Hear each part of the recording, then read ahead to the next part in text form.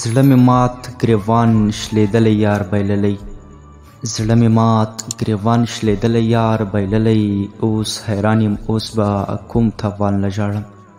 السلام علیکم ګرانو اورېدونکو، په دې هیله چې رک روغ به یاست. یو ځل بیا هم زه ثناءالله سیلاب ستاسې په درانه حضور کې د سپوږمۍ خور د ناول له څلورمې برخې سره حاضر شوم، په دې هیله چې تر پایه مې ملتیا وکړي.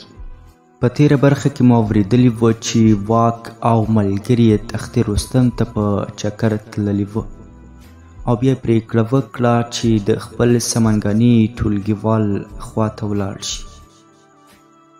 موږ هم د ښار پر لور روان شو. حبیب سره مو د موبایل پر لیک خبرې کولې.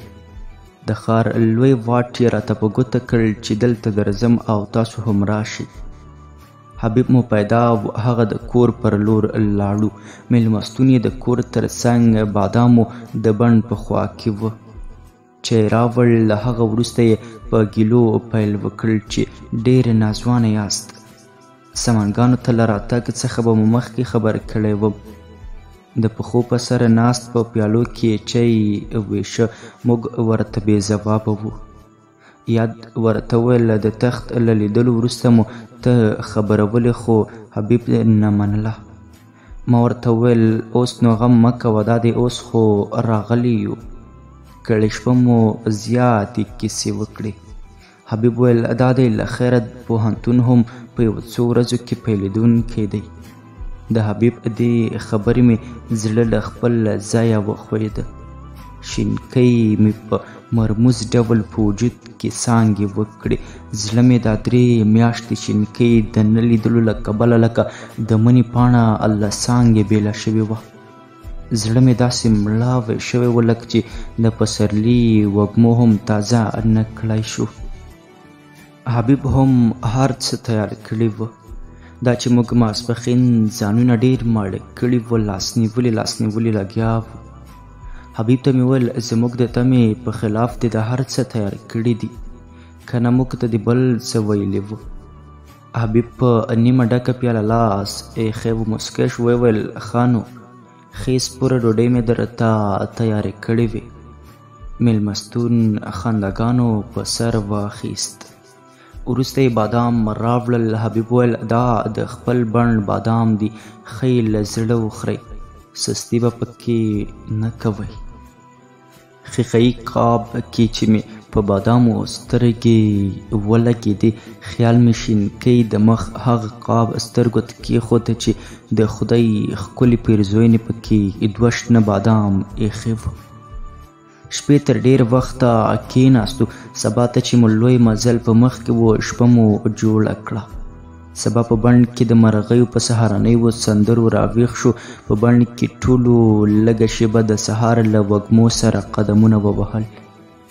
بادامو ونو له ځانونو سپین بخملونه تاو کړي وو. پرته د سهار چای له خوړلو مو له حبیب څخه اجازه واخیسته. د بغلان پر لور روان شو. سړک له دواړو خواو د بادامو بڼونه تر سترګو کېدل. په خبرو کې رباطیک له کوتکل څخه راتېر شو.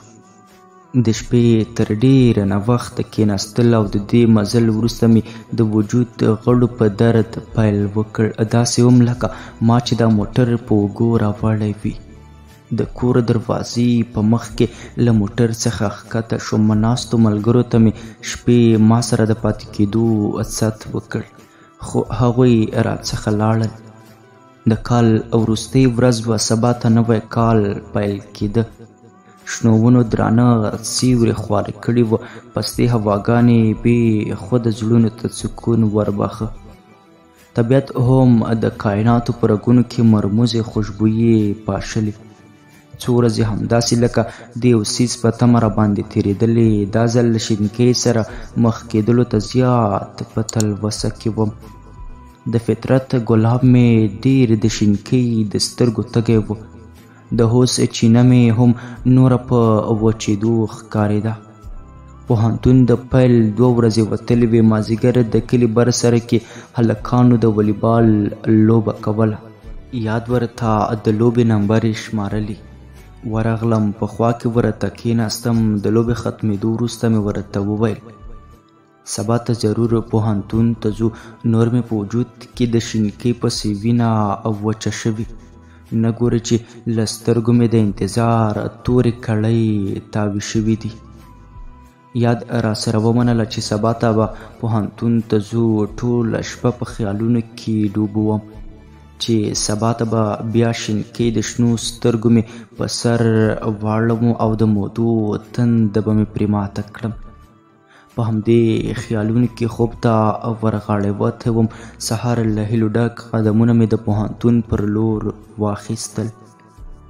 د شینکۍ پسرلنۍ دیدن ته دومره په لټه کې وم چې آن خپل وجود مې خپل روح پسې لکه سیوری ځان نشوی رسولی. د پوهنتون په انګړ کې ګلان یو ځل بیا ژیړ لمر ته په موسکۍ خوله نڅېدل. موسم پسرلنۍ و، تود لمر په وجود لکه د مرهم پټۍ داسې لګېده. د پوهنتون چاپېریال زما د ښه راغلاست لپاره شنه ورغوي زما د قدمونو لاندې کېښودل. هر یو ټولګیوال مو د پسرلنۍ له موسمه پسرلنۍ رنګ اخیستی و. په څېرو کې به یې پسرلنۍ موسکاوې خورې وې. ځان سره مې ویل شینکۍ به د پسرلي په راتګ سره څومره ښکلې شوې وي. پسرلي به بلا ښکلاوې له شینکۍ سره ویشلې وي. په شینکۍ مې لکه د باغي باز سترګې ولګېدلې.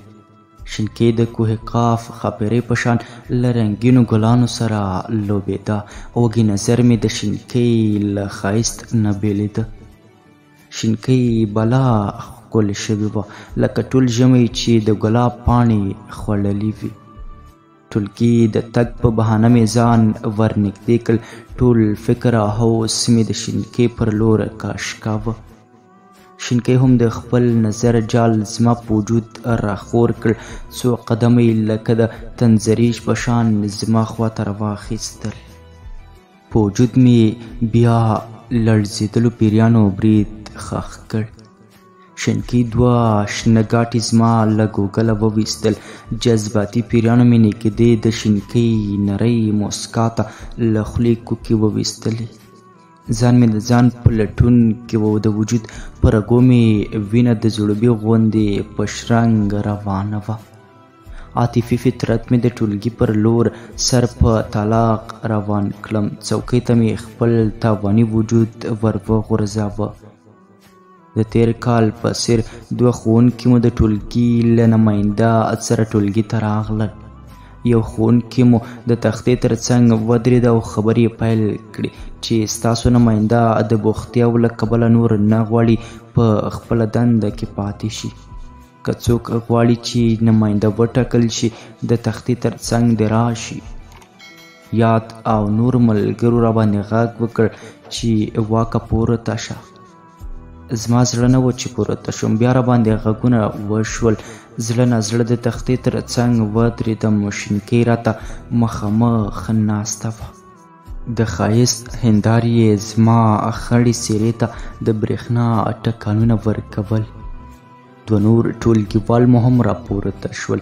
نومونه مو یوه ښوونکي په تخته ولیکل. ویل یې تاسو هر یو 2 دقیقې خپلې خبرې وکړئ چې ټولګیوال مو رایه درکړي. خبرې مو ختمې او ټاکنې پیل شوې. ټولګیوالو مو د خپلې خوښې نوم په وړوکي کاغذ کې لیکه. ټول کاغذونه د پخواني نماینده په لاس راغونډ کړای شول.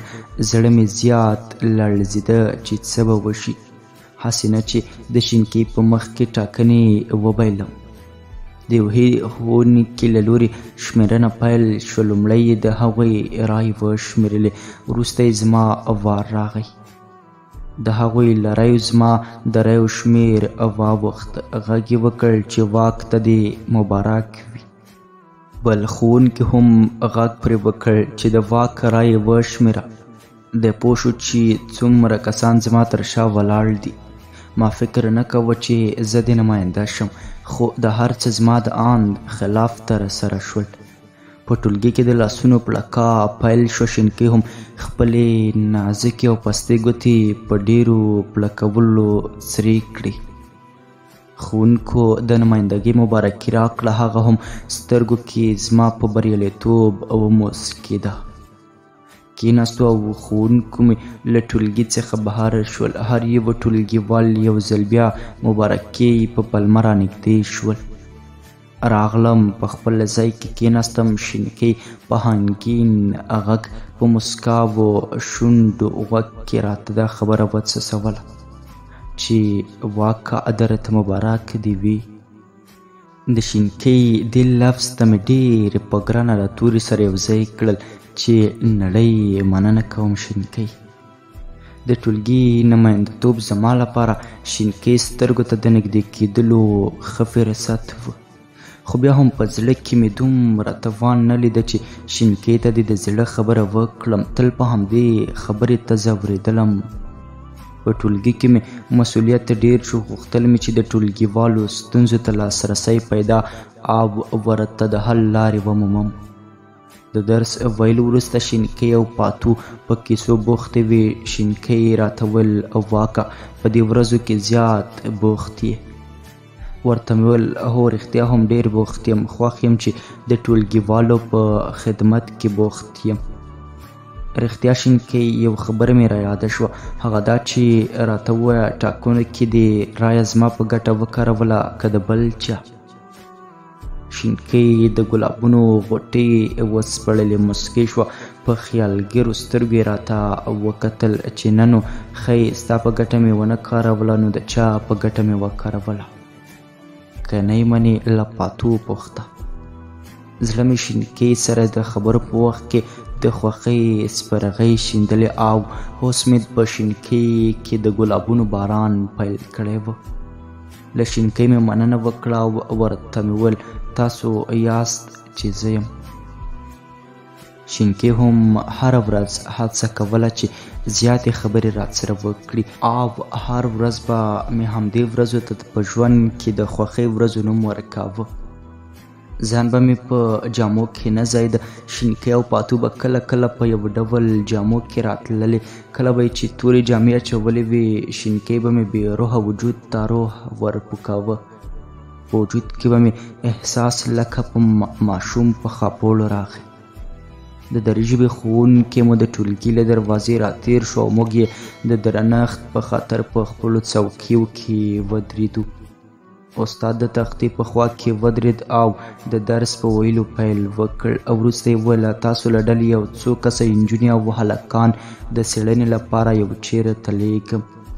هر څوک که ځي نو همدا د څېړنې پایله به یې په سیمینار کې حساب کړم. شینکۍ یاد او ما او څو نورو ټولګیوالو مو لاسونه پورته کړل. ټول 8 کسان د دې څېړنې ته وټاکل شو. راته یې وویل داسې یو چاته د څېړنې لپاره مو لیږم چې د همدې پوهنتون بنسټ ایښودونکی دی، هغه هم اغلې ځلا.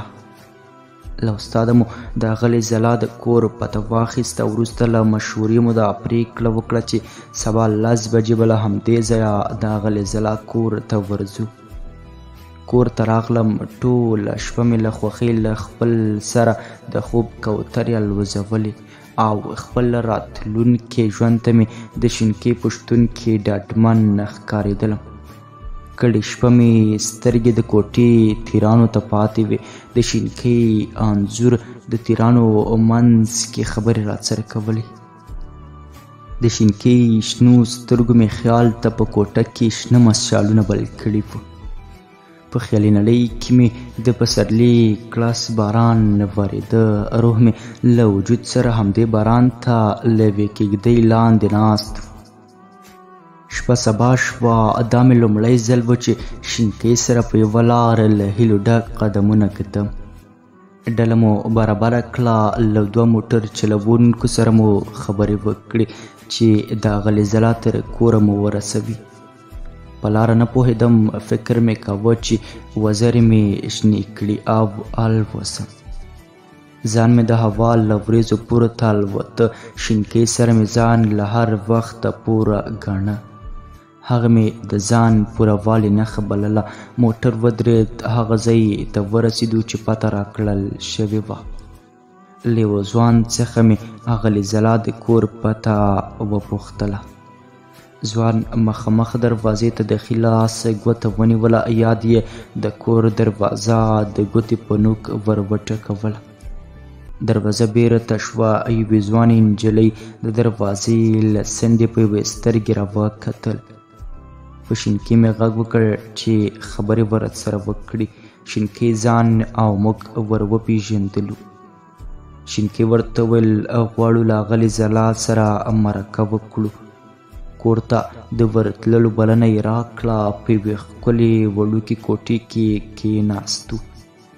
شینکي مې بېروحه وجود ته مخامخ کېناستله. د مخ له واورین میدان څخه یې ململینه کټاره تاوه کړې وه. شینکي مې یوه زړه ته دوه غبرګ شنه دامونه کېښودل. بایللې احساس مې د شینکي پاړوګرو سترګو له دم لاندې راغی. اغلې ځلا امسا په لاس له دروازې راښکاره شوه. په درنښت یې ټول له ځایونو پورته شو.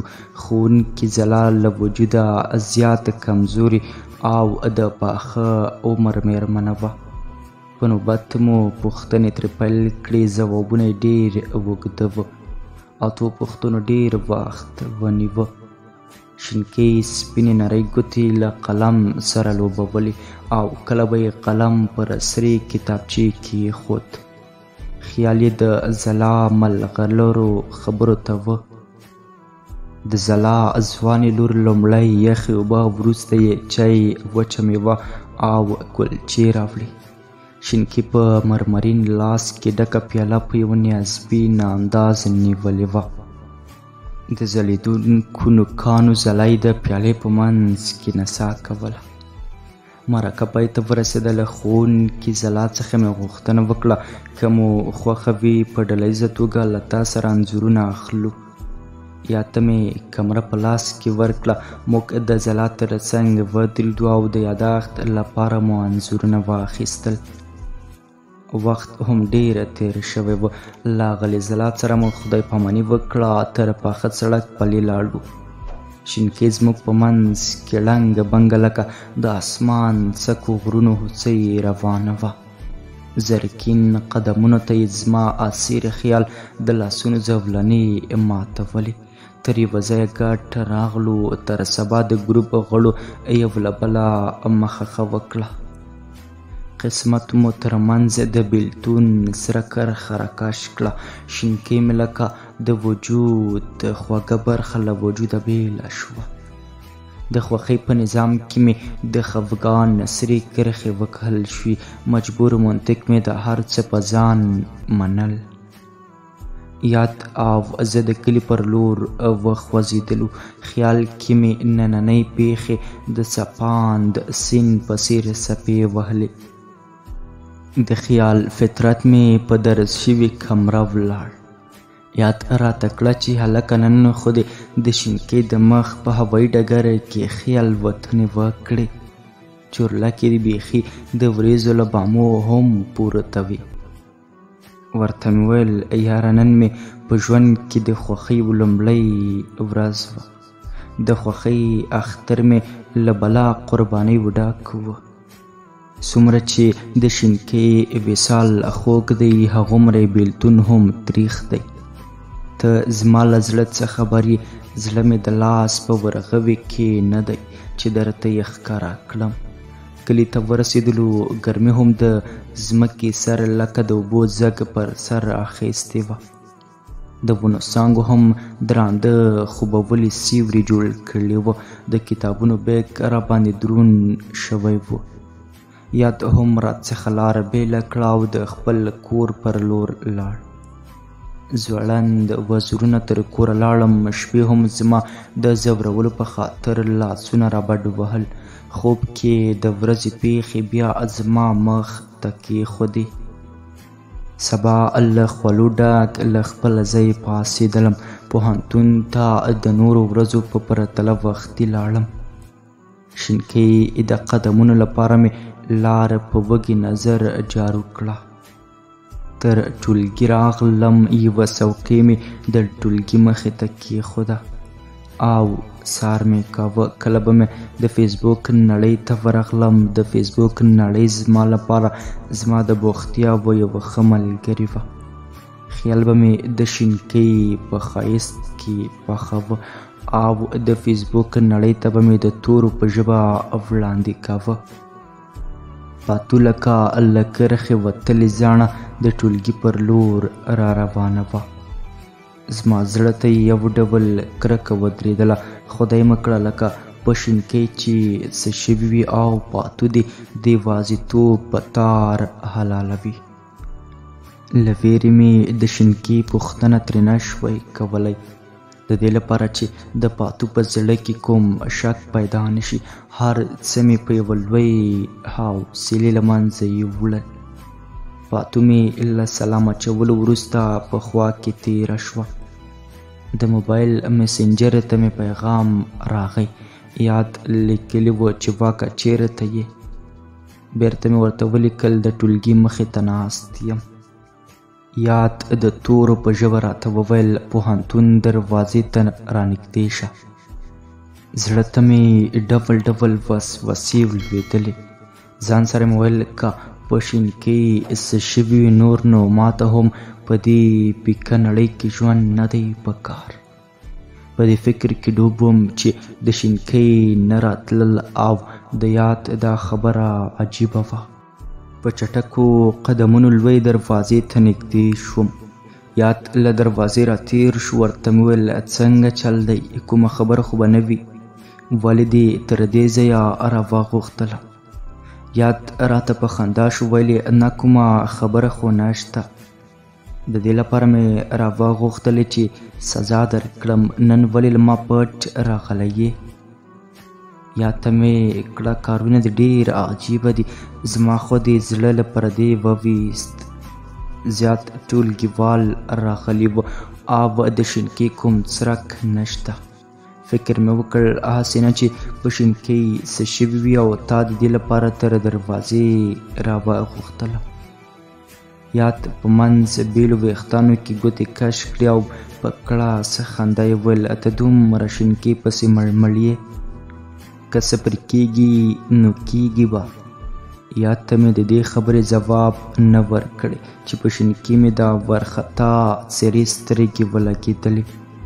له خپل مخه د بیلتون پرده پورته کړه او زما له وجود سره یې د وصال تار ونښلاوه.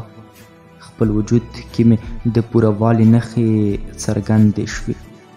شینکۍ را نږدې شوه. د سلام له اچولو وروسته یې وویل واکه دلته څه کوې؟ ولې په ټولګي کې ښوونکی نشته؟ د شینکۍ دې لنډو پوښتنو ته مې زړه غوښتل چې اوږده ځوابونه ورکړم، خو په کمزورې ژبه کې مې دومره وسه نه وه چې شینکۍ ته مې یو څه پرې ویلی وای. بس دومره مې ورته ویل هغوی غونډه لري. شینکۍ د ټولګي پر لور روانه شوه. زما زړه د هغې قدمونو پسې لکه لار ورکی مسافر روان شو. د ښوونکو له غونډې وروسته د ټولګیو نمایندګان د پوهنځي ریاست ته بلل شوي وو. زه هم لاړم. یوه د غونډې له پرېکړې خبر کړو. هغه ویل چې د دې اونۍ په پای کې مو ازموینې پیلېږي. ټولګیوال مو خبر کړی چې خپل درسونه ښه په غور سره ووایي. ټولګي ته راغلم. د تختې تر څنګ ودرېدم. شینکۍ او پاتو په لومړیو څوکیو کې ناستې وې. شینکۍ سره د سترګو جنګول له کمره ځان غورځول و. تر اوسه مې په وجود کې دومره زور نه و پیدا چې شینکۍ ته دې په شخو سترګو وګورم. ټولګیوال مې له هغې خبرې خبر کړل چې ازموینې ته چمتووالی ونیسي. دا پوښتنه مې ځان سره له ډېره وخته بې ځوابه پاتې وه چې کله د ټولګي مخې ته پورته شم شینکۍ ولې دوه سترګې زما په بېروحه وجود کې ښخې کړي. شینکۍ او پاتو په زړه کې وې او بلې ته ډېرې نږدې وې. یوې به بلې ته د ناپامۍ په وخت په مخ څپېړه ورکړه. د شینکۍ جلال او جمال ته به خود د ټینګې نه وم. تل به زما نظر د دې سپینو نریو ګوتو ته و. آو ځلېدونکو نوکانو به د شینکۍ ګوتو ته 2 برابره ښکلا ورکوله. د ګرمۍ هم جمع و جوش و. د دریشي کورتۍ مې په اوږه واچوله او د نیکټایي کړۍ به مې هم سسته کړه. د ازموینې په سهار ټولګي کې مې څوکۍ منظمې کړې. د لیکوالۍ استاد مو په لاس کې د پاڼو بنډل نیولی و. ټول ټولګیوال ورته په خپلو ځایونو کې درېدل. ښوونکي راباندې غږ وکړ چې واکه راشه د پاڼو په ویش کې راسره مرسته وکړه. د پاڼو نیم بنډل مې ترې بېل کړ او په ویش کې مې پیل وکړ. ویشنه مې کوله. کله چې د شینکۍ څوکۍ ته ورسېدلم شینکۍ راته وکتل او دا خبره یې وکړه: واکه نن در سره دا نیکټایي بلا ښکلې ښکاري.